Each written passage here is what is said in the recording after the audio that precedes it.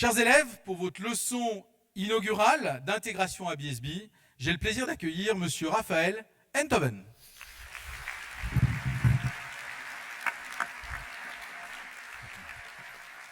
Merci.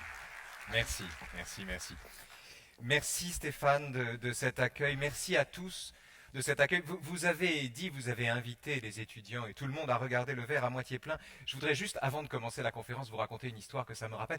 C'est un rabbin qui m'a raconté ça. L'histoire de deux jumeaux, dont l'un est optimiste et l'autre est pessimiste, et dont c'est l'anniversaire. Et le père, pour l'anniversaire de ses enfants, décide d'offrir au pessimiste un vélo et à l'optimiste un bol de crottin de cheval. Et le lendemain, les enfants vont à l'école et on dit, mais alors, votre anniversaire, comment c'était? Le pessimiste dit, mais c'était épouvantable, mon père m'avait promis une mob et il m'a offert un vélo. Et l'optimiste répond, c'était merveilleux, mon père m'a offert un cheval, mais je ne sais pas où il est. Euh, et ce que je veux dire, c'est que nous avons, et c'est important ceci parce que deux choses. La première, c'est que nous avons toujours la possibilité d'une conversion du regard qui nous permet effectivement de regarder les choses de la bonne manière, ou plus exactement, de les fructifier, de les rendre fertiles par la nature même du regard qu'on porte sur elles. Ça, c'est la première information qu'on peut retirer de cette histoire. Et la deuxième, je crois, la seconde information, c'est que le pessimisme est une position confortable. C'est une position deux fois confortable. D'abord parce que ça donne le sentiment qu'on est lucide. Comment pouvez-vous ne pas avoir l'impression d'être lucide quand vous dites à tout le monde « vous allez tous mourir » ? Oui, ok, d'accord. C'est facile de ne pas se tromper dans la vie. Il suffit de prédire le pire. C'est facile de ne pas se tromper. Celui qui prédit le pire est sûr de jamais se tromper. Vous savez, c'est l'épitaphe qu'on a sur la tombe de l'hypocondriaque. Je vous l'avais bien dit. Bah oui, tu nous l'avais bien dit, ça nous fait une belle jambe. Ce que je veux dire ici, c'est que le pessimisme, c'est à sa manière un dogme. Celui qui prédit le pire ne prend aucun risque. Celui qui dit vous allez tous mourir ne prend aucun risque. Il se donne juste un alibi pour la paresse et pour baisser les bras. Alors, j'en viens à ce dont je voulais vous parler, bien sûr, qui est la question du changement. D'abord, vous dire que c'est un honneur pour moi, bien sûr, d'inaugurer cette année en votre compagnie, de le faire sur un thème qui est à la fois naturellement la question du moment, le slogan de votre école, mais qui est aussi un thème passionnant, exaltant, merveilleux, et qui prouve surtout que, no offense, rien ne change. Ça fait 20 ans qu'on me demande de parler du changement. Ça fait 20 ans que j'entends dire qu'on vit une époque singulière, une époque unique, que tout est en train de changer, que plus rien ne sera jamais comme avant. Alors, c'est possible, mais ce qui est certain, c'est que ce qui ne change pas, c'est le désir que nous avons de croire que les choses changent. Ça demeure. Le meilleur exemple qu'on puisse donner d'ailleurs de cette permanence du changement, si j'ose dire, ce sont les candidats à la présidentielle. Depuis que les candidats à la présidentielle sont élus au suffrage universel en France, tous les candidats à peu près à la magistrature suprême ont été les candidats du changement. J'en ai relevé quelques-uns. Donc, avec Jospin, c'est clair, le président du vrai changement. Bayrou, la relève, le changement. On attend toujours. Ségolène Royal, j'adore, pour que ça change fort. Ségolène Royal, qui avait des innovations linguistiques, comme vous vous en souvenez, avait notamment ce talent de transformer les adjectifs en adverbes.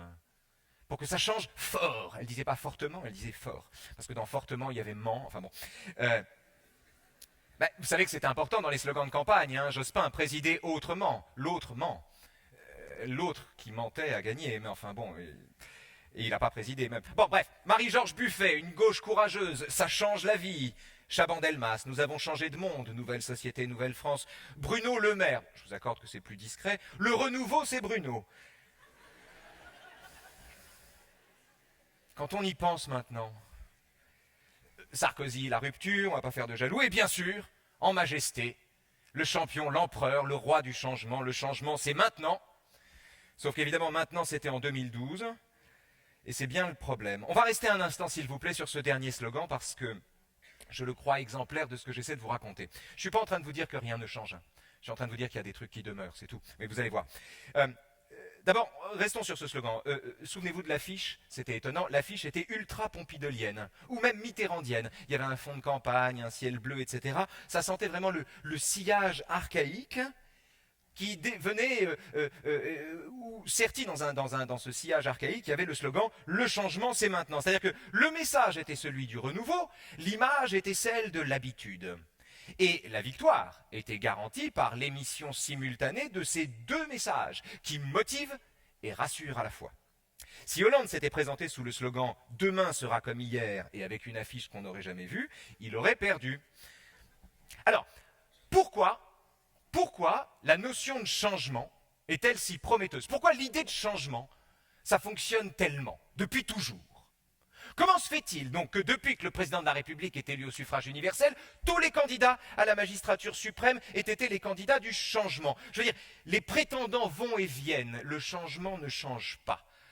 À quoi ça tient, ça? Alors, à plusieurs choses. Au fait qu'en politique, le changement, me semble-t-il, est d'abord une notion essentiellement négative, qui épouse le désamour des électeurs et par là même se voit dispenser, en flattant le dépit des gens, d'avoir le moindre contenu, pour le dire simplement. Quel est votre programme? Changer. Et votre projet pour l'avenir? Rompre avec le passé. Ah. Votre ambition? Être audacieux. Et comment vous y prendrez-vous? En faisant autrement. C'est pratique. En promettant le changement, comme tous leurs devanciers, les compétiteurs en politique se payent le double luxe d'être imprécis, tout en donnant à leurs électeurs le sentiment d'être attentifs à leurs doléances. De ce point de vue, comme disait Ségolène, le changement, c'était du gagnant-gagnant.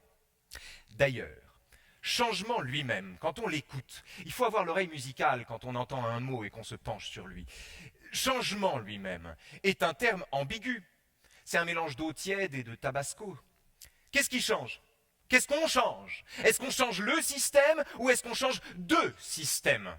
Camus dit « Changer la vie, oui, mais non le monde, dont je faisais ma divinité ». Mais Camus assumait les nuances. En revanche, un candidat à la présidentielle, il n'assume rien du tout. Changer revient-il à maintenir ce qu'on modifie, à modifier ce qu'on maintient, à sauver ce qui peut l'être, à passer d'un monde à l'autre? Le changement est-il modeste ou ambitieux, souple ou radical? Personne ne le sait. L'équivocité du tableau, du changement, lui permet de jouer sur les deux tableaux.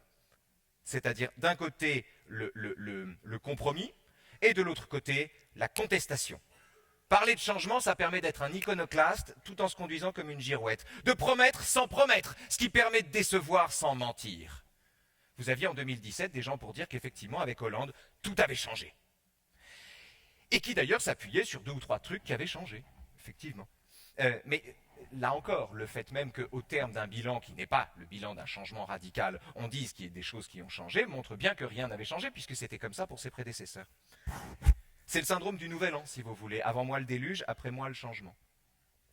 Et c'est intéressant de voir comment, quand on est candidat à la présidentielle, on est toujours un peu chevalier de la table rase, quoi, hein. Vraiment, avec moi, ce sera un nouveau début. On vend le nouveau début. Alors c'était intéressant parce que quand François Hollande a été élu, il y avait des gens qui se prenaient au jeu et qui disaient « Oh, cette fois-ci, faudra vraiment que ça change parce que cette fois-ci, les Français ne nous pardonneraient pas d'échouer. »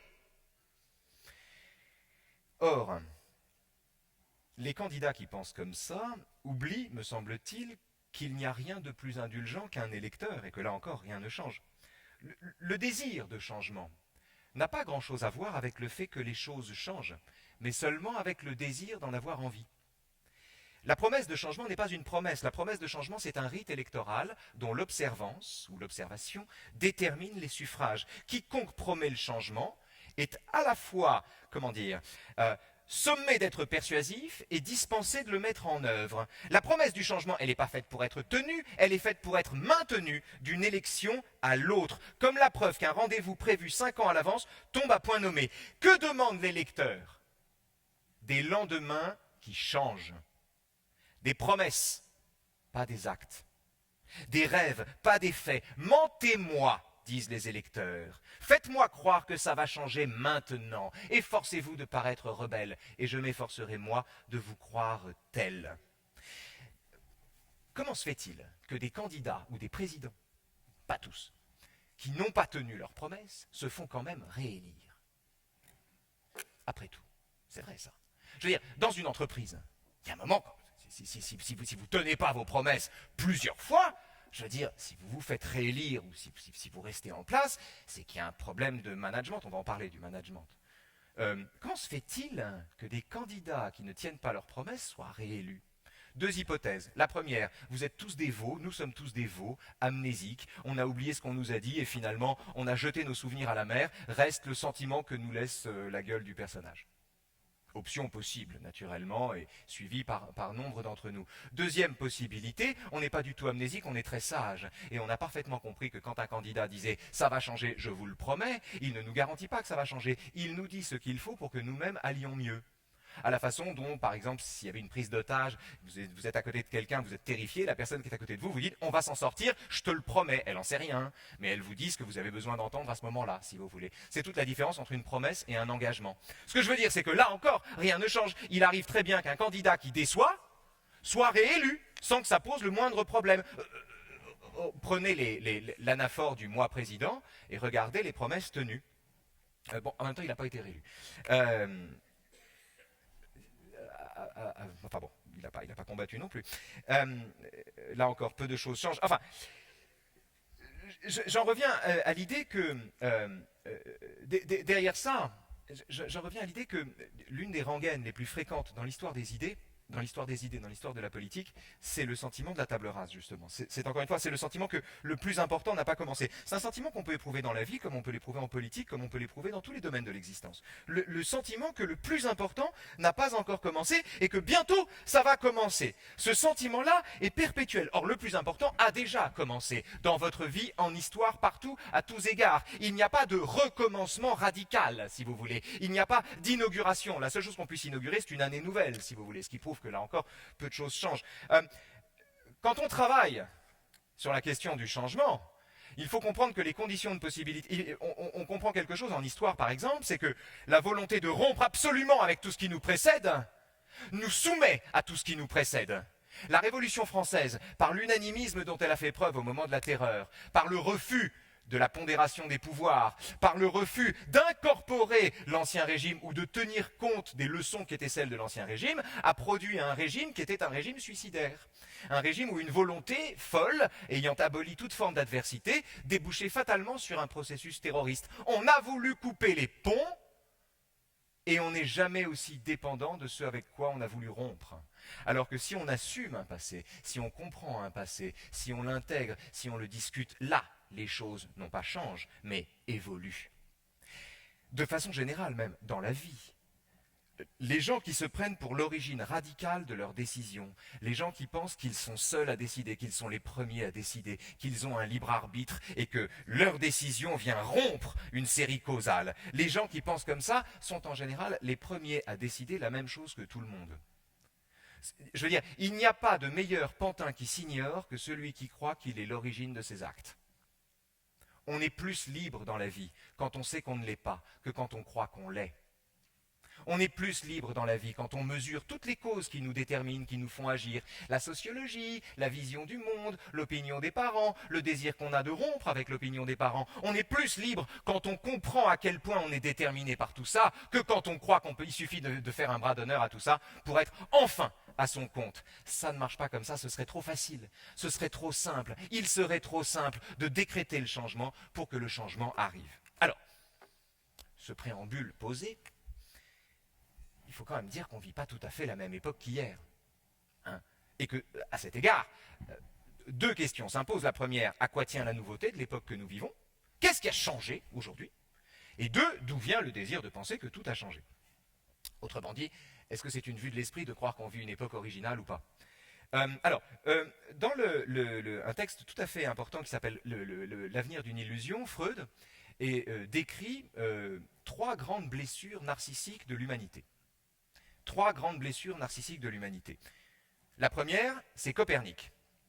Copernic nous a appris que la Terre n'était pas au centre de l'univers. C'est la fin du géocentrisme. La deuxième humiliation, c'est Darwin. Darwin a appris à l'homme qu'il n'était pas l'élu de Dieu, si vous voulez, et la créature destinée à régenter les autres, à gouverner les autres, mais Darwin a montré à l'homme qu'il était le fruit de l'évolution, c'est-à-dire un animal comme les autres. Deuxième humiliation, 1, la Terre n'est plus au centre de l'univers, 2, l'homme est un animal comme les autres, troisième humiliation, Freud, en toute humilité, qui se présente lui-même en expliquant que grâce à lui, l'humanité est au courant maintenant, elle sait que l'homme n'est pas maître de ses pulsions, mais qu'à analyser ses pulsions, il peut acquérir la maîtrise de son destin. Troisième humiliation narcissique. Donc, 1, la Terre n'est pas au centre de l'univers, 2, on est des animaux comme les autres, 3, on n'est pas maître de nos pulsions. Nous vivons peut-être, c'est du moins l'hypothèse que je vous propose, et sur laquelle je vous laisserai méditer ensuite, mais nous vivons peut-être la quatrième blessure narcissique de l'humanité. La perte du géocentrisme, Copernic, avait été compensée par la centralité de l'homme au sein du règne naturel. Pour le dire simplement, l'homme, la Terre, n'était plus au centre de l'univers, mais, l'homme était au centre de la Terre. L'un dans l'autre, on s'arrangeait avec soi-même, si vous voulez. On a troqué le sentiment que notre planète était le centre de l'univers contre le sentiment que notre petit être, ou notre petit individu, était le centre du monde. Bon, c'est moins bien, mais c'est pas mal. Donc la perte du géocentrisme avait été compensée. L'homme n'était plus le centre de l'univers, mais il devenait le centre du monde qu'il se créait.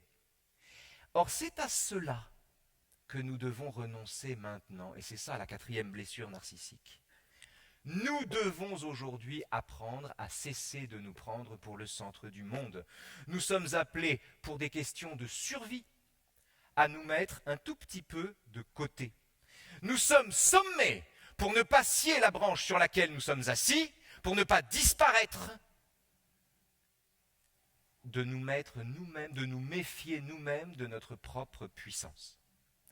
Les termes de cette 4e blessure narcissique, c'est tout ce qui se passe quand on vous invite tout simplement à adopter ce qu'on appelle des comportements responsables, qui ne sont plus des comportements de prédateurs, mais qui sont des comportements adaptés à la circonstance et dont on a le sentiment que si vous les pratiquez, vous nuirez moins au monde qui vous entoure et par conséquent, c'est à vous-même que vous ferez du bien. C'est tout l'enjeu de la réforme des consciences que les gens essaient d'introduire aujourd'hui. Alors, ce qui est intéressant, c'est d'observer que cette 4e blessure narcissique, elle est tout entière contenue, je rappelle des souvenirs de terminale peut-être, elle est tout entière contenue dans le discours de la méthode, qui date du XVIIe siècle, c'est quand même le premier texte de Descartes, ou quasiment, ça date du XVIIe siècle. Souvenez-vous, d'abord, quel est l'enjeu, en peu de mots, quel est l'enjeu du débat sur le réchauffement climatique? L'enjeu du débat sur le réchauffement climatique, c'est la place de l'homme dans la nature. C'est-à-dire que vous avez d'un côté les minoritaires qui considèrent que l'homme n'est pas en cause dans le dérèglement climatique, on les appelle les climato-sceptiques, et de l'autre les majoritaires qui tiennent le comportement de l'homme pour la cause de tous les maux de la terre, voire les maux du ciel. Or, le discours de la méthode de Descartes est le premier à mettre en scène cette opposition. Dans la 3e partie du discours de la méthode, Descartes est un peu dans le doute, encore dans le doute, il cherche la vérité et en même temps il n'est pas sûr de la trouver, il a le sentiment que s'il trouve la vérité, il doit quand même, que la découverte de la vérité sera également pour lui une découverte du bien, donc il est dans cette indécision, il chemine vers la vérité mais il ne sait pas s'il va y parvenir, et donc il a besoin dans l'intervalle de se donner des morales par provision. Genre un petit baluchon d'informations, si vous voulez, de préceptes qu'il faut appliquer en toutes circonstances, quand on ne sait pas trop ce qu'il faut faire, quand on n'a pas de valeurs absolues, comment on navigue à vue. Qu'est-ce que c'est que la boussole quand on ne peut que naviguer à vue? Alors les morales par provision, il y a comment sortir de la forêt quand on est prisonnier et qu'on ne sait pas où aller, quand on est au milieu d'une forêt et qu'on ne sait pas où aller, comment aller tout droit en forêt, ou bien suivre les lois de la raison, etc., ou bien s'adapter aux coutumes du pays. Et il y a surtout cette morale par provision que vous connaissez, qui est un propos stoïcien qui dit « Il nous faut, dans l'intervalle, tant qu'on n'a pas la vérité, apprendre à changer nos désirs plutôt que l'ordre du monde. » Changer nos désirs plutôt que l'ordre du monde. Cette injonction cartésienne résume, quand on y pense, la totalité des recommandations qui nous sont adressées aujourd'hui en matière de comportement plus responsable. Changez vos désirs plutôt que l'ordre du monde. Respecter la nature, pour le dire simplement, par exemple. Changer nos désirs plutôt que l'ordre du monde. Or, ce qui est merveilleux chez Descartes, c'est que dans la 6e partie du discours de la méthode, il invite l'homme à se rendre comme maître et possesseur de la nature. Et ça, pour le coup, c'est la position des climato-sceptiques qui refusent de faire à l'homme le procès de sa toute-puissance. Et donc, ce qui est intéressant, c'est que par-delà les arguments techniques et les insultes que s'envoient les camps, le débat se résume à la confrontation de deux tendances. Faut-il changer ses désirs plutôt que l'ordre du monde au risque de récuser le progrès technique? Ou faut-il continuer à exercer sur la nature le pouvoir que nous donne la technique au risque de scier la branche sur laquelle nous sommes assis? Je me permets de vous dire ça pour vous dire à quel point, on est au XVIIe siècle, à quel point les textes anciens contiennent les éléments, les linéaments de compréhension de l'époque que nous vivons. Ce qui, au passage, montre à quel point les choses ne changent pas. On retrouve un écho de cette tension sur la question naturelle, sur la question de la nature, dans un livre de Michel Serres qu'il faut lire, qui s'appelle Le contrat naturel. Vous avez, je fais une petite parenthèse. Vous savez que depuis quelques années, depuis 2017 en fait, ça a commencé en 2017, un certain nombre de régions, de fleuves, de zones sont devenues des personnalités juridiques. Le premier, c'est le fleuve Wanganui en Nouvelle-Zélande. C'est un fleuve considéré comme sacré par les Maoris. Et en mars 2017, le fleuve a été reconnu comme une entité vivante par le Parlement. C'est la victoire, alors ça c'était la victoire de Michel Serres. C'est la victoire de la thèse de Michel Serres dans son livre qui s'appelle donc Le contrat naturel, parce que dans le contrat naturel, Michel Serres disait l'homme désormais, on était au début des années 90, il disait voilà, les choses sont en train de changer, l'homme est en train de se suicider lui-même sans s'en apercevoir, il est essentiel de mettre désormais la nature sous notre protection. L'histoire du droit, disait Michel Serres, c'est l'histoire d'une extension progressive du droit aux étrangers, aux esclaves, aux femmes, aux enfants, aux démunis, etc., qui va jusqu'à la Déclaration universelle des droits humains, droits de l'homme. Or, aux yeux de Michel Serres, une telle déclaration sera vraiment universelle le jour où la nature entière elle-même sera un sujet de droit. C'est ce qu'il appelle le contrat naturel. Donc du coup, ben voilà, fidèle à ça, un fleuve est devenu en Nouvelle-Zélande une personnalité juridique, c'est-à-dire que concrètement, si vous l'abîmez, il y aura des avocats qui vont vous attaquer. Voilà. C'est ça qui se passe. Alors, pourquoi pas? Le problème là-dedans, c'est que cette révolution, ce changement, n'est pas une façon pour l'homme de réduire son emprise sur la nature. C'est ça que je veux vous dire en fait. Quand vous transformez la nature en sujet de droit, vous ne réduisez pas l'emprise de l'homme sur la nature. Quand vous transformez la nature en sujet de droit, vous étendez l'emprise de l'homme sur la nature. Vous humanisez la nature, puisque vous la soumettez aux mêmes règles que l'homme. C'est la raison pour laquelle la reconnaissance du fleuve a été, enfin, quand on a reconnu le fleuve comme personnalité juridique, ce qui va très bien, on l'a reconnu également comme entité vivante, ce qui relevait pour le coup de la pensée magique. Et c'est ça qui est extraordinaire, parce que quand l'homme s'approprie la nature, il y dépose deux choses. La technique, c'est-à-dire en l'occurrence le droit, et la superstition, c'est-à-dire le sentiment qu'un fleuve est une déesse ou qu'un fleuve est un dieu, et par là même une entité vivante. Autrement dit, l'idée même du contrat naturel, c'est-à-dire l'idée qu'on va protéger la nature et qu'on va s'adapter au changement de cette façon-là, l'idée même d'un contrat naturel pose la question de savoir comment on fait pour protéger la nature sans l'encadrer, et comment est-ce qu'on l'encadre sans la soumettre encore plus. Ce que je veux vous dire, c'est qu'il est incroyablement difficile de changer. Et qu'il est incroyablement difficile pour l'homme, quatrième blessure narcissique, de renoncer à être le centre des choses. Il croit le faire en faisant de la nature un sujet de droit. Alors qu'en faisant de la nature un sujet de droit, non seulement l'homme ne cesse pas de se mettre au centre du monde, mais il fait pire encore, puisqu'il étend justement le régime de sa centralité à des domaines qui jusqu'alors ne le concernaient pas. On retrouve cette même contradiction par exemple avec le véganisme. Très intéressant. Changement. C'est même un changement qui concerne un changement dans la vie. Il y a des gens qui décident dans la vie que désormais tout va changer, ils ne vont plus manger de viande. C'est super. Le problème c'est que ceux qui s'y sont essayés peuvent en témoigner, pour le pire ou le meilleur. Ce qui ne change pas, c'est l'illusion qu'on retrouverait son être naturel en cessant d'être un prédateur, si vous voulez. C'est ça qui reste en fait. Parce que ce qui ne change pas, voilà. On fait comme si, en accomplissant le geste qui consiste à ne pas manger de viande alors qu'on en est physiquement capable, on se rapprochait de la nature.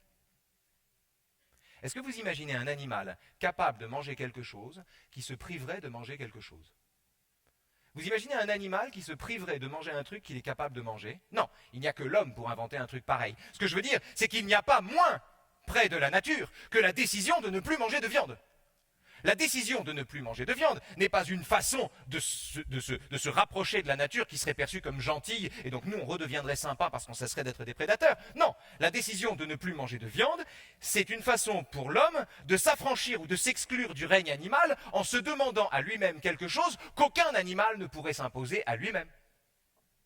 Donc, le paradoxe là encore, c'est que le renoncement à la centralité est beaucoup plus compliqué. Il ne suffit pas de le dire, il ne suffit pas de le brandir, il ne suffit pas de dire « désormais on va respecter la nature, donc on cesse d'en être le centre » ou « désormais on ne mangera plus de viande, donc on cesse d'être le prédateur en chef ». Ça ne marche pas comme ça. C'est beaucoup plus compliqué de changer. Il ne suffit pas de vouloir le changement pour que les choses changent. Un exemple auquel vous allez être confronté pendant toute votre carrière, si vous suivez ce chemin, c'est la question des entreprises éthiques, bien sûr. Je veux dire, En 2008, il y a eu la crise. La crise. Comme s'il n'y en avait pas eu avant, pas eu après, comme si on en était sorti, comme si, bon, la crise. Et alors à ce moment-là, pendant un an, tout le monde s'est demandé si le capitalisme pouvait être moral. Après, on a arrêté de se poser la question. Mais enfin, pendant un an, on s'est posé la question, c'était bien. Et alors, il y avait d'un côté les gens qui disaient, mais non, regardez, les entrepreneurs ont un cœur, puisqu'ils font des choses, il y a des entreprises citoyennes, etc., etc., etc. Et de l'autre, les gens qui disaient, ouais, entreprise citoyenne, c'est de l'affichage, c'est du pinkwashing, c'est de la pub, etc., etc. Bon, toujours le même débat. Sauf que, c'est assez simple de répondre à la question de savoir si le capitalisme peut être moral. Le capitalisme peut être moral s'il y trouve son intérêt. Donc non. Tout simplement. Si c'est l'intérêt qui dicte la vertu, nous ne sommes pas dans la morale. Donc, il y aurait une révolution si effectivement le capitalisme devenait moral, mais les entrepreneurs seraient des prêtres. Là, oui, là, ce serait un vrai changement. Là, oui, d'accord. Là, je veux bien. Là, il y a un vrai changement de catégorie. On n'en est pas là.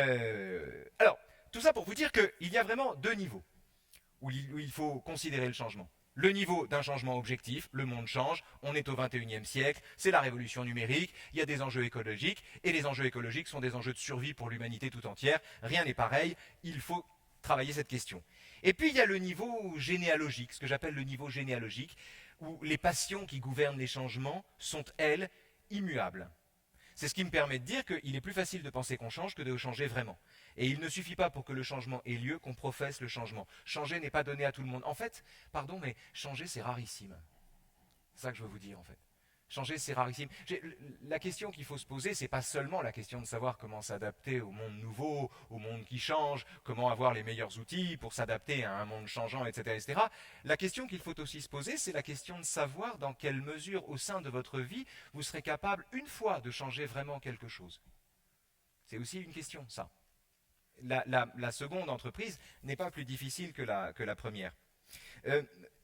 Alors, le meilleur exemple qu'il ne suffit pas de vouloir quelque chose pour incarner la chose qu'on veut, ou pour faire exister la chose qu'on veut, c'est par exemple la persistance, je retourne un tout petit peu en politique, la persistance de ce phénomène qui est vieux comme la démocratie, même plus vieux que la démocratie, qu'on appelle la démagogie.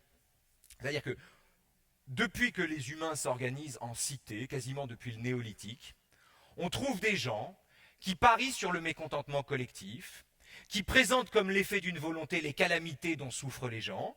Autrement dit, ils disent, si vous êtes malheureux, c'est de la faute des gens qui vous gouvernent. Mieux, c'est parce qu'ils veulent vous nuire que vous souffrez, et si vous leur retirez le pouvoir et si vous me le donnez, vous ne souffrirez plus. On connaît tous ce discours, c'est ce qu'on appelle le discours du démagogue. Or, les démagogues sont vieux comme le monde, alors qu'ils présentent toujours leur discours comme absolument novateur, radicalement novateur, comme disait Marine Le Pen, l'autre voie. Tiens, prenons le Front National, justement. Enfin, l'ex-Front National. D'ailleurs, c'est embêtant, vous savez que j'aime beaucoup les anagrammes, et le Front National donne en anagramme, avec les mêmes lettres exactement, l'entonnoir fatal. Je n'ai pas encore trouvé avec Rassemblement National.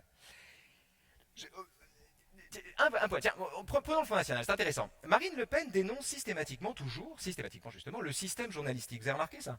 Mais elle va sur France Inter, sur Europe 1, sur RTL, pour dénoncer le système journalistique. C'est-à-dire qu'on a affaire à quelqu'un qui dénonce l'entre-soi de l'agora médiatique, c'est l'expression consacrée, mais qui en est par ailleurs l'invité favorite. On a quelqu'un qui fustige la pensée unique, majoritaire, qui écrase les peuples et les électeurs, mais enfin qui prévoyait d'arriver au premier tour de la présidentielle. On a quelqu'un qui revendique la marginalité de son discours tout en briguant la majorité dans les urnes. On a quelqu'un qui dénonce le fait que des intérêts particuliers dictent la politique d'un pays, soi-disant, mais qui se garde de dire du mal des Russes dont elle accepte les deniers pour sa propre campagne. Bref, on a quelqu'un qui a un système de pensée qui lui permet chaque fois qu'on lui fait une objection de ne pas y répondre, mais de l'esquiver en accusant systématiquement son auteur d'appartenir au système. Bref, Marine Le Pen, qui dénonce le système, ressemble à ces gens qui font commerce de détester le commerce, ou à ces philosophes qui écrivent des traités longs comme le bras contre la publicité et courent ensuite les plateaux télé pour en assurer la promotion. La place que le système fait aux gens qui dénoncent le système est exactement l'équivalent de la place que l'économie de marché fait aux gens qui attaquent l'économie de marché. On ne sort pas davantage du système qu'on ne sort du ciel qui nous contient. La dénonciation du système, c'est le plus conformiste des anticonformismes. C'est le truc le plus banal, le plus courant, le plus vieux, le plus ressassé, et qui systématiquement, parce que rien ne change, se présente à nous comme une parole neuve. Meilleur exemple de ça, c'est ce qu'on a appelé les candidats du peuple. Chaque fois qu'il y a quelqu'un qui se présente comme un candidat du peuple, il donne le sentiment que sa candidature est un fait unique, est un fait premier, est une rupture profonde. On l'a vu en 2017, il y avait les candidats de droite, il y avait les candidats de gauche, et puis il y avait ceux qui, de droite ou de gauche, s'autoproclamaient candidats du peuple. Alors, au passage, vous avez remarqué que « je suis le candidat du peuple » est une déclaration performative, je veux dire, parce qu'en fait, on l'est parce qu'on le dit. C'est pas les autres, c'est jamais les autres qui vous disent « vous êtes le candidat du peuple ». C'est toujours soi-même qui dit « moi, je suis le candidat du peuple ». Et donc, c'est intéressant parce que comme c'est jamais les électeurs qui intronisent les gens comme candidats du peuple, l'expression elle-même résonne comme un aveu. La candidature autoproclamée du peuple, c'est une manière de s'approprier le pouvoir en feignant de le rendre à ceux qui vous l'ont donné. C'est la raison pour laquelle, mais c'est intéressant, le mot de peuple change de sens selon celui qui se présente, celle ou celui qui se présente comme son candidat. Souvenez-vous, en 2017, pour Jean-Luc Mélenchon, le peuple, à l'époque, c'était la gauche profonde. Pour Marine Le Pen, le peuple, c'était les patriotes, contre ceux qui voulaient noyer leur pays dans l'Europe et la drogue. Pour Nicolas Sarkozy, dernier candidat du peuple autodéclaré pendant la campagne, c'était les Français libres et de droite, dont il espérait qu'ils démentiraient les sondages au premier tour de la primaire. À cet égard, c'est intéressant, tous les candidats du peuple autoproclamés sont exactement marxistes. Parce que ça n'est pas le contenu de leur discours, naturellement, qu'il est marxiste. On ne peut pas dire que le discours de Marine Le Pen soit un discours marxiste. En tout cas, elle l'est plus que d'autres. Mais bon, ce qui les marxise, c'est la méthode qu'ils emploient. Marx, au XIXe siècle, a expliqué que par l'universalité des souffrances qu'il avait subies, le prolétariat était fondé à revendiquer le titre d'humanité tout entière. Et à cet égard, le prolétariat était fondé à s'approprier le titre de peuple. Or, le point commun à tous les candidats du peuple, de Marine Le Pen à Mélenchon ou Trump ou qui vous voulez, ou même Macron d'ailleurs, c'est qu'ils réduisent tous le peuple à leurs propres électeurs, qu'ils présentent comme des victimes auxquelles il est temps de rendre le pouvoir que les puissants leur ont confisqué. Le peuple du candidat du peuple, c'est le peuple élu des gens qui pensent comme lui. Le second point commun à tous les candidats du peuple, et là encore un point commun qui... J'insiste sur le fait que ce discours se vit comme neuf. C'est ça qui est extraordinaire. Le second point commun à tous les candidats du peuple, c'est la détestation des intermédiaires, les méchantes élites, si vous voulez. Les vilaines élites, les très affreuses élites, celles qui confisquent le pouvoir, ou le savoir qu'elles ont et que les autres n'ont pas, etc.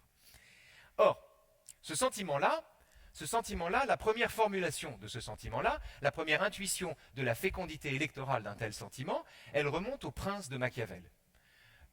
Dans le Prince, qui date de la fin du XVe siècle, Machiavel, c'est le chapitre 9, je ne dis pas ça pour faire le malin, mais pour que vous puissiez vous y aller. Dans le chapitre 9, Machiavel dit, recommande, vous savez, le Prince, c'est une série de conseils qu'on donne aux puissants, qu'on donne aux souverains. Et le but de ces conseils, c'est faire en sorte qu'ils gardent le pouvoir. On a longtemps dit que Machiavel était un grand méchant, qui n'avait pas de morale, il ne croyait pas au bien et au mal. C'est vrai que Machiavel raisonne séparément du bien et du mal. Sa question n'est pas celle-là. La question n'est pas de savoir comment produire le pouvoir le plus juste, mais comment maintenir un homme au pouvoir. C'était ça sa perspective. Donc il n'avait que cette ambition-là. Donc il n'était pas immoral, il était amoral. Et le résultat, c'est que son livre est plein d'enseignements sur la gestion des affaires publiques. Notamment ce chapitre 9, étonnant, où Machiavel recommande au souverain quelque chose de formidable. Il lui dit « Autant que tu le peux, débarrasse-toi des puissants. Débarrasse-toi des puissants, des nobles, des ducs, des puissants qui font obstacle à ta propre puissance par l'exercice de la leur. Réduis-les, écrase-les, débarrasse-toi de ça. » Henri VIII avec Buckingham, typiquement. Et débarrasse-toi des puissants, éloigne-les de toi. Éloigne-les de toi, et, dit Machiavel, tu y trouveras un double avantage. Intérêt numéro 1. Tu donneras au peuple le sentiment que tu es plus près de lui. Intérêt numéro 2. En même temps, au même moment, tout en donnant ce sentiment-là aux gens, tu auras le pouvoir absolu. Et les coups des franches. On est à la fin du XVe siècle. Évidemment, Trump n'a pas lu Machiavel. Mais c'est Machiavel qui a lu Trump. C'est ça que je veux vous dire, en fait. Et c'est tout l'intérêt de la discipline que je pratique. C'est qu'on trouve dans un livre du XVe siècle rédigé par un conseiller qui voulait rentrer dans les bonnes grâces d'un prince, un élément de compréhension d'un phénomène qui se vit lui-même comme une révolution démocratique, alors qu'en réalité, elle était tout entière contenue dans des textes classiques. Et c'est faire le travail de démocrate que de rappeler les textes classiques qui correspondent à ces passions qui se vivent comme absolument neuves. D'ailleurs, au passage, quand Machiavel explique ça, quand il dit qu'il faut se débarrasser des puissants, qui sont exactement l'équivalent des corps intermédiaires, des élites, de la presse, des partis politiques, des syndicats, où l'on retrouve toutes les diatribes de Trump contre la presse, et la célébration par Trump d'un réseau social où lui-même n'est abonné qu'aux gens qui pensent comme lui, et où à aucun moment nous ne sommes dans un échange, naturellement, tout cela est contenu tout entier dans l'analyse politique que Machiavel propose de la gestion par le prince, la gestion la plus efficace du pouvoir par le prince, c'est-à-dire donner aux gens le sentiment qu'on est à leur service, tout en les dépouillant de tout pouvoir. Le rêve du candidat du peuple, c'est le pouvoir absolu. C'est ce que Machiavel permet de comprendre. Et quand on a aujourd'hui des phénomènes où on se dit, mon Dieu, mais voilà un homme qui prétend augmenter la démocratie, rendre le pouvoir au peuple, et dont pourtant je pressens que c'est un tyran, eh bien, pour comprendre ce trouble qui peut peut-être vous saisir devant telle ou telle façon de gouverner, vous avez la ressource du chapitre 9 du Prince, notamment, de Machiavel. On pourrait tirer ce fil à l'infini, si vous voulez, et observer à l'infini que les pratiques les plus contemporaines sont en réalité écrites depuis longtemps. Ce que je vous montre là, d'ailleurs, qu'est-ce que Machiavel préconise? D'ubériser tout simplement les puissants. C'est exactement la même chose. D'enjamber les corps intermédiaires. C'est la même histoire. C'est le même principe. Au passage, Luther n'en proposait pas moins avec l'épiscopat. Il proposait d'ubériser l'épiscopat, puisque l'épiscopat se servait de la foi des gens pour faire fortune en vendant des indulgences, et donc par là même, vous savez, c'est comme ça que le protestantisme est né. Je veux dire, le protestantisme est né quand même du fait que l'Église vendait les indulgences pour retaper la basilique Saint-Pierre. Au bout d'un moment, Luther a dit non, quand même, non, on peut pas constamment faire du blé sur la parole de Dieu. Ça ne se fait pas. Il a protesté. Le protestantisme est arrivé et il s'est donné sous sa forme première, d'ailleurs, la forme d'un dogme qui voulait faire l'économie de l'intercession. Faire l'économie du prêtre, qui était un filou, qui se servait de la parole de Dieu qu'il avait oubliée depuis longtemps pour en réalité servir ses propres intérêts. Il fallait faire l'économie de cette parole prostituée, pour s'adresser directement à Dieu. L'ubérisation est née ce jour-là. La différence, c'est qu'aujourd'hui, c'est Uber, Dieu. Voilà, c'est tout. Dieu a changé de nom, si vous voulez, mais ce n'est pas un changement radical, ça. D'ailleurs, si on réfléchissait, tiens, sur les pratiques managériales, justement, sur les pratiques managériales, c'est très intéressant parce qu'on discute en permanence du management. Mais en amont même de la question du management, on oublie de s'interroger sur la façon dont le mot même est prononcé. Je dis, il faut avoir l'oreille musicale. Vous avez remarqué qu'on ne dit pas management, on dit management. Mais on ne dit pas non plus management, vous voyez ce que je veux dire? On n'est pas totalement anglo-saxon. On est encore un peu français, on dit management. On garde la dentale anglaise. Enfin, c'est un mot, c'est un compromis en fait. Il y a un petit peu d'anglais, il y a un petit peu de français, il y a des accents mélangés, ça fait management. La vérité, c'est que la définition du mot est aussi floue que sa prononciation.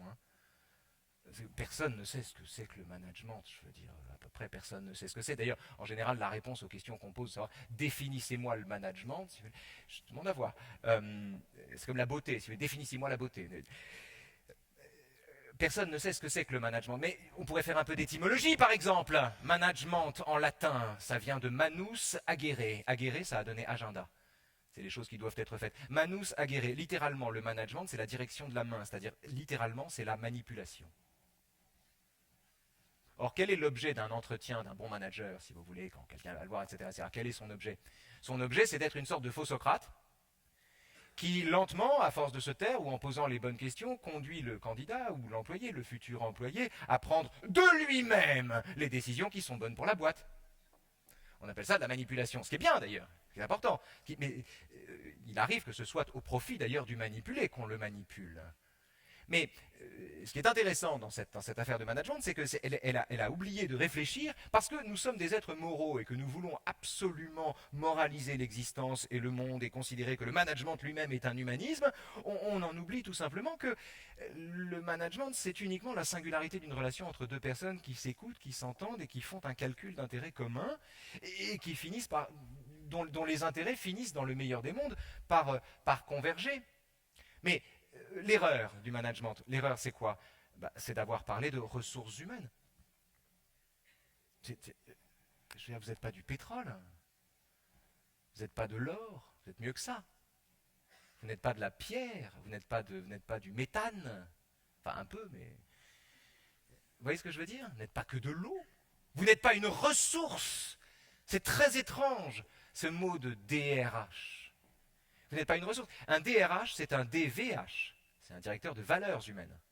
Au sens non pas de valeurs absolues, immuables, etc., etc. Ça c'est pratique. Non, non. Au sens où ce qui a de la valeur, c'est ce qui n'a pas de prix.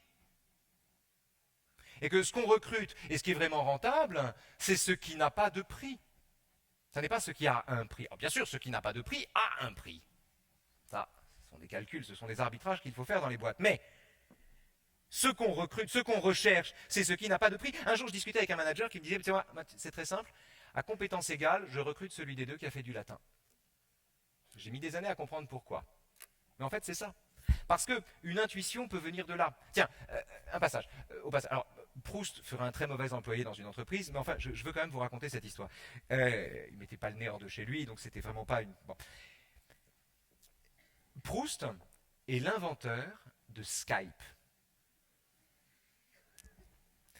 Vous allez voir. FaceTime, Skype. Okay. Skype est le nom générique du truc où vous voyez la personne à qui vous parlez, en gros.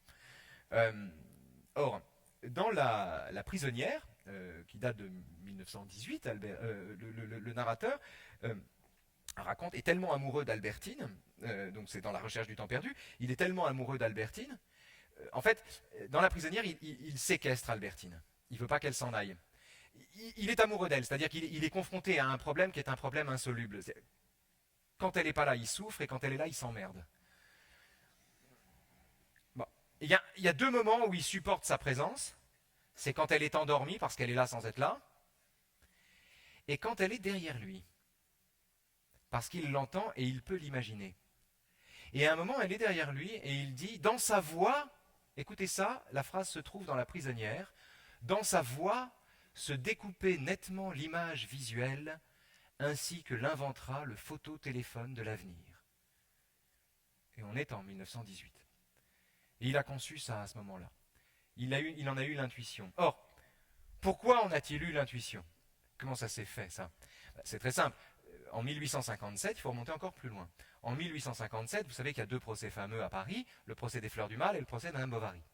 Deux livres scandaleux avec des peintures lascives qui invitent les gens à la société du Second Empire ne pouvait pas supporter ces histoires de lesbiennes, etc. Bon, après, de femmes qui s'ennuient et qui couchent avec son amant et qui est heureuse d'avoir couché avec son amant, enfin c'était insupportable. Deux procès. Mais les deux livres passent le filtre de la censure et arrivent et sont offerts au grand public. Le résultat de ça, c'est que 30 ans plus tard, évidemment, comme Les Fleurs du Mal sont le plus beau recueil du monde, Marcel Proust, petit écolier, reçoit un enseignement baudelairien. Or, qu'est-ce qu'il apprend chez Baudelaire? Il apprend ce que vous avez peut-être appris en première quand vous avez lu un sonnet de Baudelaire, il apprend ce que sont les synesthésies, c'est-à-dire l'idée que les parfums, les couleurs et les sons se répondent. Et que chez Baudelaire, souvent, quand on sent le parfum d'une chevelure, on se retrouve sur une île merveilleuse où des arbres singuliers donnent des fruits savoureux, etc. etc. Les parfums, les couleurs et les sons se répondent. Une odeur appelle une couleur appelle un son. C'est comme ça que ça marche. Il appelle ça les synesthésies. Proust lit ça. Comme on lit, on aime. Quand on est un lecteur ardent. Comme on lit, on aime. Il a lu ça. Il entend la voix d'Albertine, il voit son visage. Il aime en baudelairien. Le son produit l'image. Et de cette intuition-là est née l'idée du phototéléphone de l'avenir. C'est comme ça que Skype est né. Le phototéléphone de l'avenir.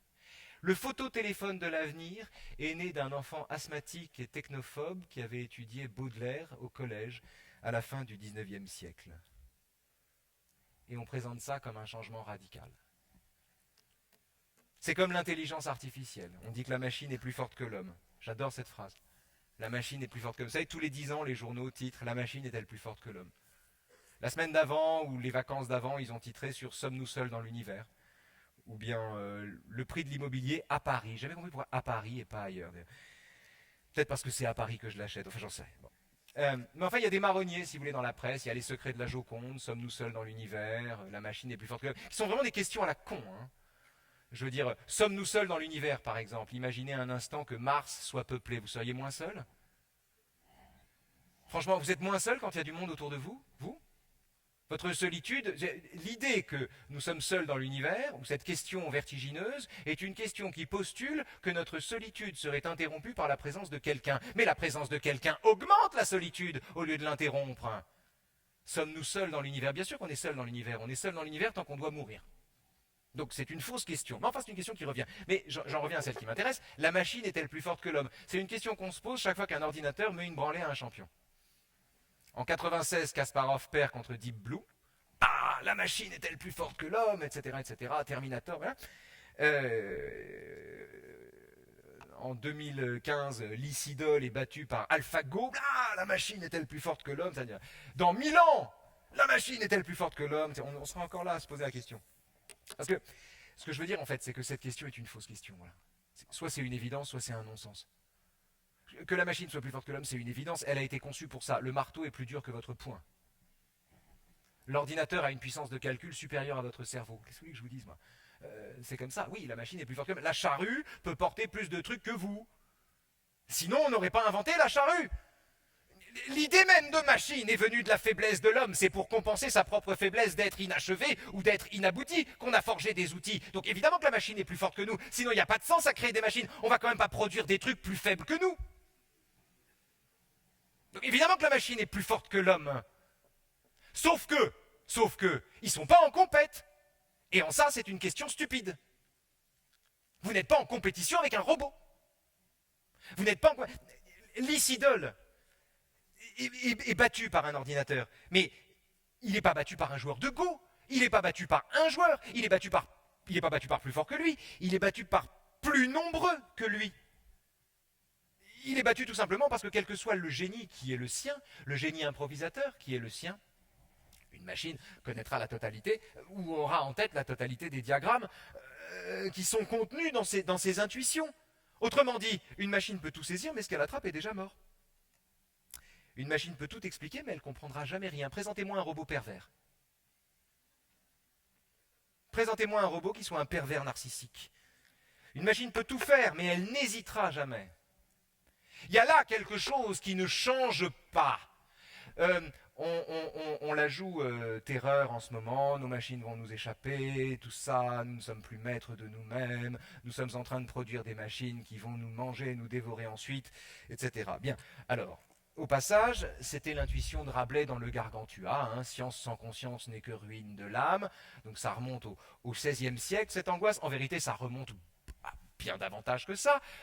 L'humanité a toujours mis en scène le fait que ses propres créatures allaient lui échapper.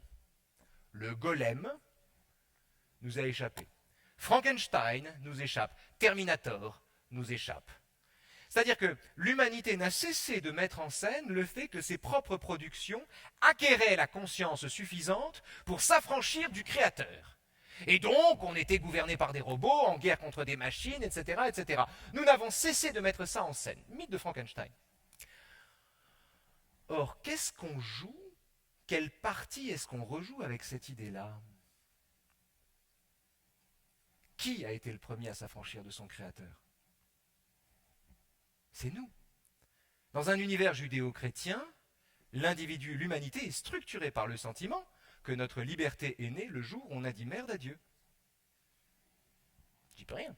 C'est quand même le jour, pour le pire, bien sûr. On est sorti du jardin, on a enfanté dans la douleur, on a commencé à souffrir, d'accord. Mais enfin, c'est d'une transgression qu'est née l'idée de la liberté, le vertige ou le sentiment extrêmement angoissant de ma propre liberté. Tout cela est né de ça. Nous sommes les premières créatures à avoir échappé à leur créateur. Et donc, par conséquent, quand on redoute que nos créatures nous échappent, qu'est-ce qu'on fait? On se prend pour Dieu. En vérité, il n'y a pas de la trouille là-dedans. Il y a, avant d'avoir de la trouille, il y a de l'orgueil dans le sentiment que nos créatures vont nous échapper. On peut être rassuré là-dessus. Encore une fois, il n'y a pas de robot pervers. Donc on peut se rassurer là-dessus. C'est pas demain la veille.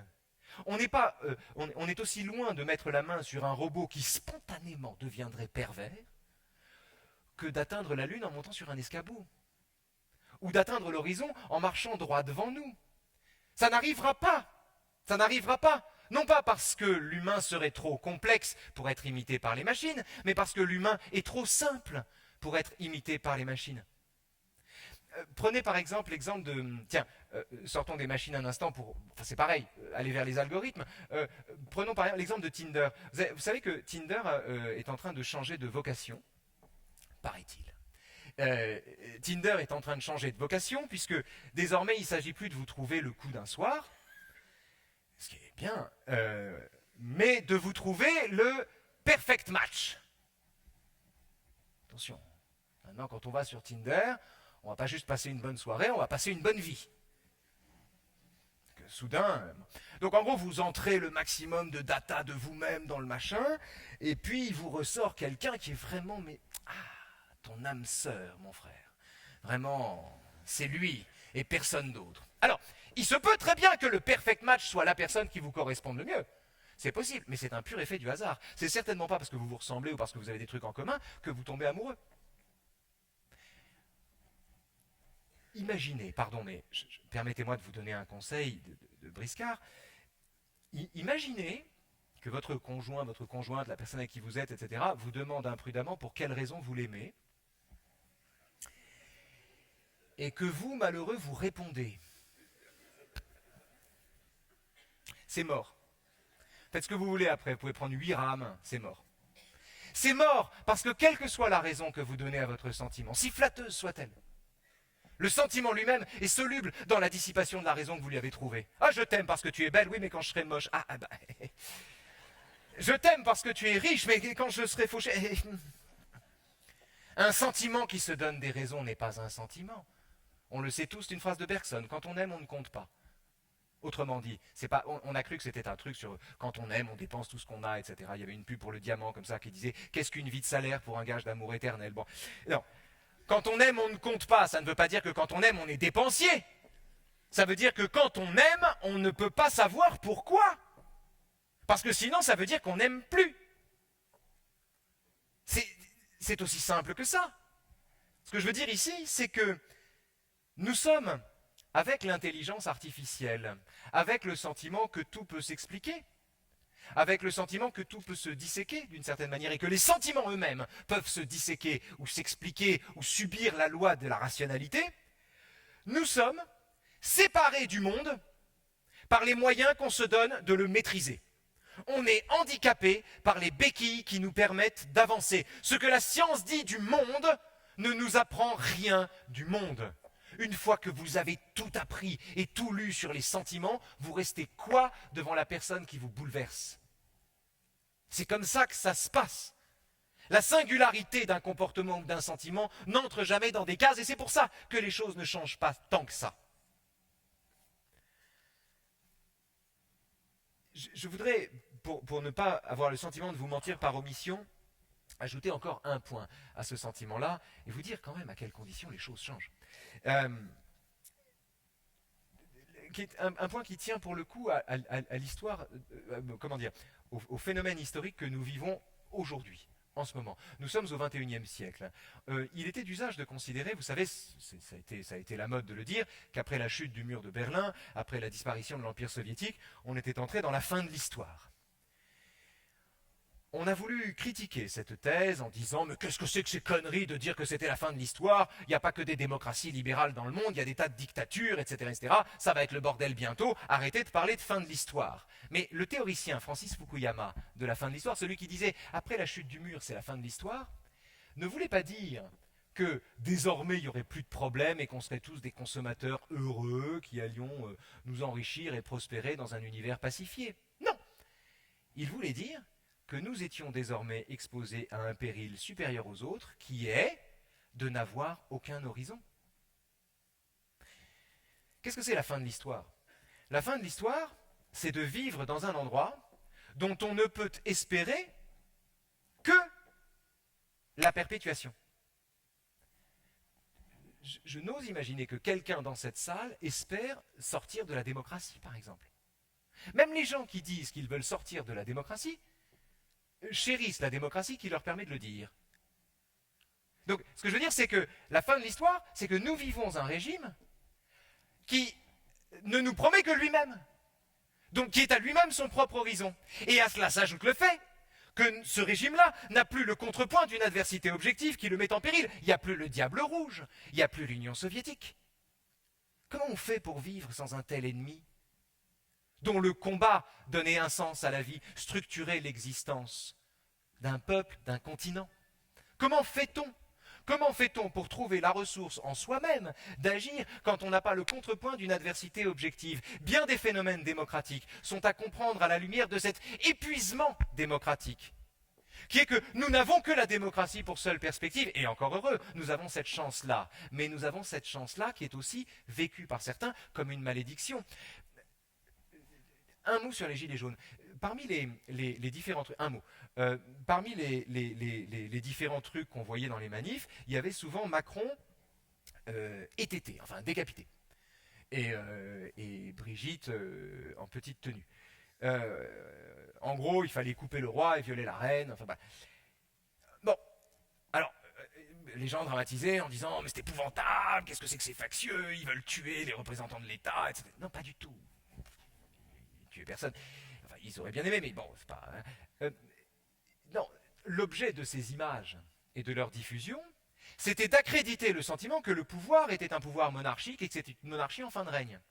C'était de donner ce sentiment-là aux gens, c'était de construire un pouvoir qui fût lui-même un pouvoir suffisamment tyrannique pour considérer que nous ne sommes pas en démocratie et par là même reprendre le combat. L'enjeu, c'est de construire le sentiment que nous ne sommes pas en démocratie pour nous donner une adversité véritable qui nous permette ensuite de lutter. Ce que je veux dire, c'est que le désir que nous avons de croire que nous vivons en dictature dans un état de droit comme le nôtre est le premier symptôme, non pas de l'enthousiasme politique, mais de la fatigue, de l'épuisement démocratique, c'est-à-dire de l'incapacité où nous nous trouvons de vivre sans le contrepoint ou l'aide ou le coup de main d'un ennemi. C'est la raison pour laquelle, à la lumière de ce que je peux vous raconter, je crois que ce qui nous menace, ça n'est pas le fait que le monde change trop vite.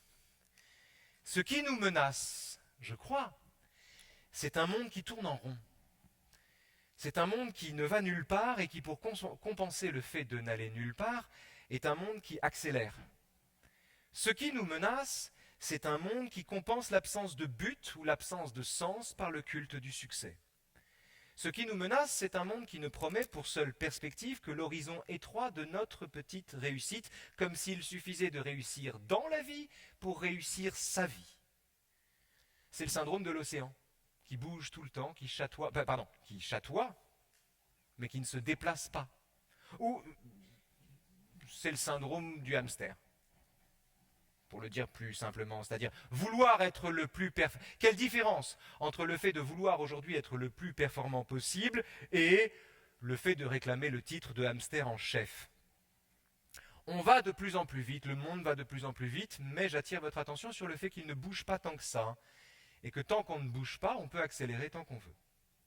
Donc vous voyez, la question qu'il faut vous poser, parce qu'il faut toujours penser contre soi-même, la question qu'il vous faut vous poser, enfin l'une des questions que je vous invite à vous poser, n'est pas seulement comment puis-je m'adapter à un monde en pleine mutation, etc. Ou bien comment puis-je moi-même changer assez vite pour ne pas être dépassé par un monde qui bouge, comment devenir un game changer. Mais aussi, comment puis-je changer même un peu? Comment puis-je trouver ma singularité dans un monde qui ne va nulle part, qui tourne sur lui-même à toute vitesse, dont les comportements standardisés sont régentés par des algorithmes? Où trouver la matière d'un changement là-dedans? Que changer? Comment est-ce qu'on échappe au syndrome du hamster conscient, en fait? Parce que le hamster, ça va, tant qu'il ne sait pas qu'il est hamster. À la seconde où le hamster devient hamster, là, il fait l'expérience de l'absurde. Et en fait, à la seconde où le hamster devient hamster, il mute et il devient Sisyphe. Et c'est de lui que j'aimerais vous parler. pour finir, pour clore là-dessus. Vous connaissez les deux mythes de Tantale et Sisyphe. Tantale, pour avoir donné à manger ses propres enfants aux dieux, est condamné à avoir faim et soif pour l'éternité, et d'être à côté d'aliments délicieux dont le fumet évidemment aiguise son appétit, mais qui s'éloigne chaque fois qu'il tend la main pour s'en saisir. Donc il est à côté d'un poulet rôti, il crève la dalle, il tend la main, le poulet s'en va. Il a soif, le fleuve se retire, il veut attraper une pomme, l'arbre, soudain il y a un coup de vent malheureux et la pomme lui échappe des mains, etc., etc., etc. Alors, Tantale, c'est ça sa condamnation. Bon, c'est terrible, mais c'est exactement... Alors, qui ressemble à Tantale ? Celui qui ressemble à Tantale, c'est celui qui agit selon la représentation d'un but qu'il se donne. Je veux être... vous voyez, par exemple, vous êtes Mélenchon, vous voulez être président de la République. Donc vous êtes dans un rapport de Tantale à cette perspective. Parce que systématiquement, le truc s'éloigne. Et puis à mesure qu'il s'en rapproche, le truc s'éloigne de plus en plus vite, si vous voulez. Comme s'il avait peur. Eh bien, ce que je veux dire, c'est que... Alors, c'est une position qui a ses inconvénients, naturellement, parce qu'on n'est jamais vraiment complètement satisfait. Mais c'est une position qui nous épargne aussi l'inconvénient d'être complètement satisfait et de ne plus savoir ce qu'on veut. C'est le problème de l'arriviste, si vous voulez. Le cauchemar de l'arriviste, c'est pas de se planter. Le cauchemar de l'arriviste, c'est d'arriver. Parce qu'une fois qu'il est arrivé, il lui reste quoi ? Il lui reste plus qu'à mourir. Donc, Tantale, c'est celui qui compense le non-sens de l'existence par la représentation d'un espoir, d'un but, qu'il s'arrange pour ne pas atteindre. Vous vous donnez pour but de supprimer la faim dans le monde, d'abolir l'injustice, ou bien je sais pas moi, de mettre un terme au racisme. Vous êtes dans un rapport de Tantale à l'ambition qui est la vôtre, c'est magnifique. Cette ambition, comme une lune, comme une étoile du Nord, gouverne votre action, mais en aucun cas vous ne pouvez prétendre y arriver. Bon, vous êtes dans un rapport de Tantale à votre activité. Sisyphe maintenant. Sisyphe, c'est différent, comme vous savez. Sisyphe est celui qui a trompé la mort. C'est celui qui... Il est mort un jour, et il arrive aux enfers, et il va voir Hadès. Sisyphe, c'est le père d'Ulysse. C'est le malin au carré. Il va voir Hadès et lui dit pardon, Dieu des enfers. Il dit excuse-moi, je suis désolé d'être ici, c'est un malentendu complet. Je ne devais pas marcher sur le serpent, je ne devais pas du tout mourir. D'ailleurs, ma femme est tellement pas d'accord qu'elle a oublié de me rendre les hommages funéraires. C'est le bordel. Renvoie-moi sur terre, que je meure dans les règles de l'art. Sisyphe a un tel bagou, il commence tellement à lui prendre la tête. Le Dieu des enfers renvoie tout ça, et Sisyphe ressuscite. Là-dessus, Sisyphe n'a pas du tout envie de mourir, donc il profite de l'existence, il est tout content, puis arrive le moment où il meurt pour de vrai. Et là, sa punition pour avoir trompé la mort, c'est de passer toute sa mort comme les humains passent leur vie. C'est-à-dire, qu'est-ce qu'on fait dans la vie ? On fait des efforts, on construit des trucs, et puis ça se casse la gueule. Et puis ça disparaît. Et puis après on meurt et on est oublié. Et Sisyphe, c'est celui qui fait ça, mais sans fin. C'est celui qui porte un caillou au sommet, puis le caillou retombe de l'autre côté, puis il recommence, etc., etc., etc. C'est-à-dire que indéfiniment, il vérifie la vanité de son action. Le sentiment qui vous saisira à la fin de votre carrière, quand vous aurez tout réussi, que vous serez riche, mais que vous aurez un goût de cendre dans la bouche, parce que vous vous direz, nom de Dieu, c'est déjà ça, c'est fait, c'est fini, et au fait, je n'ai fait que ça. Ce sentiment-là, qui va vous saisir à un moment, ce sentiment-là, Sisyphe l'éprouve en permanence. Sisyphe est expert en ce sentiment-là. Il a ça, il a ça chevillé au corps. C'est quelque chose. Alors, deux possibilités. D'abord, quelles conditions on préfère, Tantale ou Sisyphe ? Celui qui se donne un but et dont la crainte serait d'arriver au but qu'il s'est donné parce que du coup il n'a plus rien à espérer ? Ou celui dont le seul but est de hisser une pierre au sommet d'un caillou qui se casse la gueule ensuite ? Qui des deux peut s'en sortir ? C'est ça la question. À mon avis, Sisyphe. Pour une raison simple. C'est que Tantale est éternellement dans la merde. Il ne pourra jamais régler sa question. C'est-à-dire que le problème, c'est la passion qui est la sienne, qui est la faim, étant constamment frustré, si vous voulez, la souffrance qui est la sienne, il n'y a aucun dispositif mental qui lui permette d'y mettre un terme. En revanche, il appartient à Sisyphe de considérer que ce qui compte, ça n'est pas d'atteindre le sommet de la montagne, c'est-à-dire ça n'est pas le but qu'on se donne. Ce qui compte, c'est de bien pousser le caillou. C'est de le faire correctement. C'est une intuition qu'en fait on trouve chez les stoïciens, qu'on trouve chez Sénèque, chez Confucius aussi, jamais su pourquoi ils avaient la même, ils ne se connaissaient pas. C'est l'intuition de l'archer. Sénèque dit tout simplement, vous êtes un archer, vous voulez atteindre le centre de la cible, pour atteindre le centre de la cible, vous ne devez pas le viser. Ceux d'entre vous qui jouent au tennis et qui ont touché leur adversaire et qui ont dit « excuse-moi, ça prouve que je t'ai pas visé » savent de quoi je parle. On n'atteint pas le centre de la cible quand on vise le centre de la cible. Parce que entre vous et le centre de la cible s'interpose toute une série de contingences qui ne dépendent pas de vous.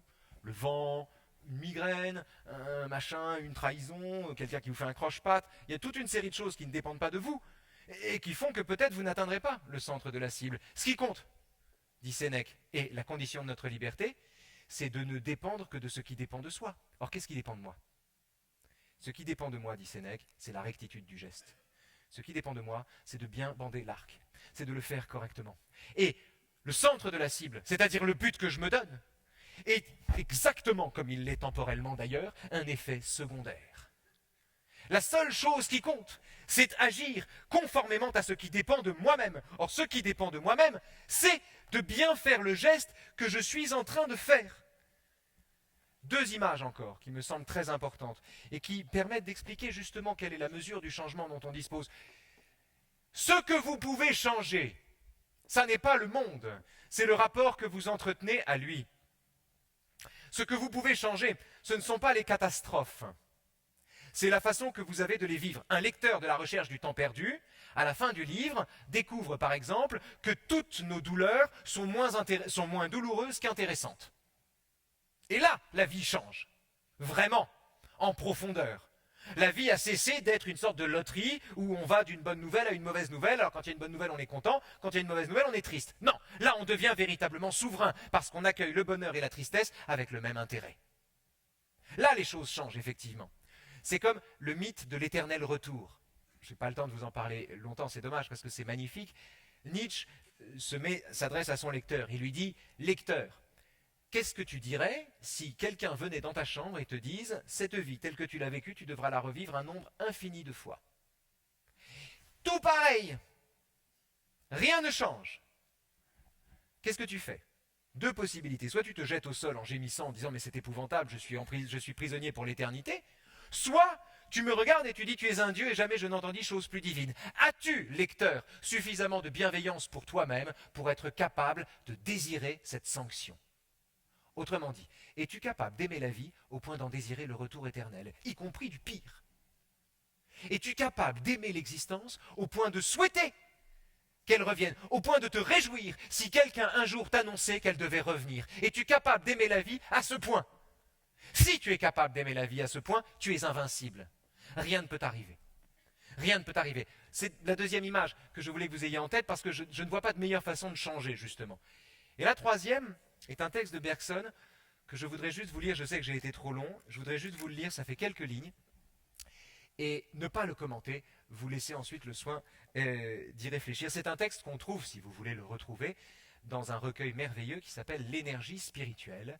Et vous allez comprendre quand je vais vous le lire pour quelle raison, à mon avis, on est vraiment là, au cœur de ce qu'on peut véritablement appeler le changement, c'est-à-dire de l'idée que pour que les choses changent, comment dire, c'est la vie qui change, pas le monde. C'est la vie qui change. On peut changer sa vie. On peut changer sa vie, et Bergson raconte là quelque chose qui, à mon avis, est très important. Mais on peut changer sa vie, pas le monde. Cette intuition-là. Et paradoxalement, on ne change le monde que si on renonce à le faire et que si on s'attache d'abord à changer sa vie. Bergson, juste pour le plaisir. Le commerçant qui développe ses affaires. Le chef d'usine qui voit prospérer son industrie. On est en 1907. Donc le commerçant qui développe ses affaires. Le chef d'usine qui voit prospérer son industrie. Est-il joyeux en raison de l'argent qu'il gagne et de la notoriété qu'il acquiert? Richesse et considération entrent évidemment pour beaucoup dans la satisfaction qu'il ressent. Mais elle lui apporte des plaisirs plutôt que de la joie. Et ce qu'il goûte de joie vraie, c'est le sentiment d'avoir monté une entreprise qui marche, d'avoir appelé quelque chose à la vie. Or, parenthèse, vous voyez bien que cette joie-là, elle n'est pas quantifiable. Là, on est dans la valeur, on n'est pas dans le prix. Prenez des joies exceptionnelles, ajoute Bergson. Celle de l'artiste qui a réalisé sa pensée, celle du savant qui a découvert ou inventé. Vous entendrez dire que ces hommes travaillent pour la gloire et qu'ils tirent les joies les plus vives de l'admiration qu'ils inspirent. Erreur profonde. Et retenez, je vous en prie, si vous devez retenir une seule phrase, c'est celle qui vient maintenant. Je me tais après. Ça fait 1 ligne et demie. On tient à l'éloge et aux honneurs dans l'exacte mesure où l'on n'est pas sûr d'avoir réussi. Merci de votre attention.